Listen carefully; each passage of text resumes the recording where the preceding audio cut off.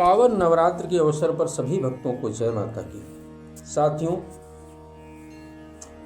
परम पवित्र माँ के नवरात्रे चल रहे हैं। जो भक्त व्रती हैं अर्थात जो माँ का व्रत धारण किए हैं, हवन करते हैं, उनके लिए धन, यश, कीर्ति, वृद्धि, सुख, समृद्धि, पुत्र पौत्रादि, गाड़ी घोड़ा वाहन इत्यादि सुखों को अगर प्राप्त करना है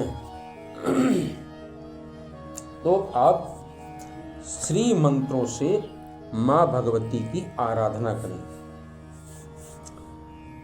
श्रीरस्तु अथवा श्रीयुक्त देवी मंत्र से अथवा बीज मंत्र से माँ भगवती का जो हवन पूजन करता है उसकी संपूर्ण मनोकामनाएं भगवती पूरी करती हैं। भगवती पराम्बा जगदम्बा को 3 रूपों में प्रमुख रूप से सप्तती आदि में वर्णन आया है, जिसमें महाकाली जो शत्रुओं का विनाश करती हैं, महालक्ष्मी जो संपूर्ण यश वैभव कीर्ति सब कुछ प्रदान करती हैं, और महासरस्वती जो माता आपको विद्या और ज्ञान प्रदान करती हैं। तो इन 3 स्वरूपों में अगर आपका कोई शत्रु परेशान कर रहा है, आपका शत्रु आपसे ज़्यादा बलवान है, तो आप महाकाली का पूजन करिएगा। उन्हीं के निमित्त उन्हीं की होम समिधाओं को हवन कुंड में अर्पित करिएगा। अगर आपके घर में धन वैभव की कमी है, संतान नहीं हो रही है, वाहन खरीदना चाहते हैं नहीं खरीद पा रहे हैं, भवन बनाना चाहते हैं नहीं बना पा रहे हैं, ज़मीन खरीदना चाहते हैं नहीं खरीद पा रहे हैं, तो आपको महालक्ष्मी की आराधना करनी चाहिए। उन्हीं के मंत्रों से, उन्हीं के निमित्त जो उपभोग आहुतियाँ प्रदान होती हैं उनको हवन कुंड में अर्पित करें।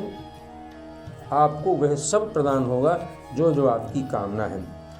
अब ऐसे लोग हैं जिनके बच्चे पढ़ रहे हैं, पढ़ने में बहुत कमज़ोर हैं, स्वयं भी खुद उनका विवेक बुद्धि काम नहीं कर रही है, तो ऐसे में माँ महासरस्वती का पूजन करें। महासरस्वती के निमित्त भोग प्रसाद, उनकी आहुतियाँ, उनकी समिधाएँ, हवन सामग्री इत्यादि से माँ सरस्वती को प्रसन्न करें। साथियों, अब बात आती है हवन की। देखिए, ऐसा होता है कोई भी विद्वान ब्राह्मण मंत्रों से माँ को प्रसन्न नहीं कर सकता है, ना तो मंत्रों से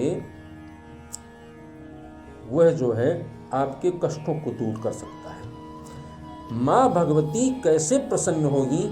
जैसे छोटा बालक होता है, शिशु 1 महीने का, और जब दूध पीने की इच्छा होती, भूखा होता है, तो बहुत कस के रोता है। तो माता भाव की भूखी हैं। माँ को आप मंत्रों से प्रसन्न नहीं कर सकते हैं, मिष्ठान से प्रसन्न नहीं कर सकते हैं, रंगोली बनाकर आप प्रसन्न नहीं कर सकते हैं। माता जो है, जब भक्त करुणा पुकार करके मन से, हृदय से, चित्त से संपूर्ण समर्पण भाव करता है माँ के चरणों में, माँ की कृपा उसी क्षण तत्काल उस व्यक्ति पर, उस साधक पर अपने आप स्वतः बरसने लगती है। माँ पर बहुत प्रसन्न होती है उस भक्त पर जो माँ को करुणा पुकार, हे माँ, हे भगवती, हे पराम्बा, आपके सिवा हमारा कोई नहीं है। इस प्रकार से माँ का निवेदन करें, अहंकार को दूर करें। बहुत से लोग क्या होते हैं, देखते हैं मैंने इतना सामान मंगाया है, बहुत बड़ा पंडित आया है और ये इतना हमने हवन कर दिया, तो अहंकार से माता नहीं प्रसन्न होगी भैया। माता प्रसन्न होती हैं करुणा पुकार से, भक्ति से, भाव से, श्रद्धा से।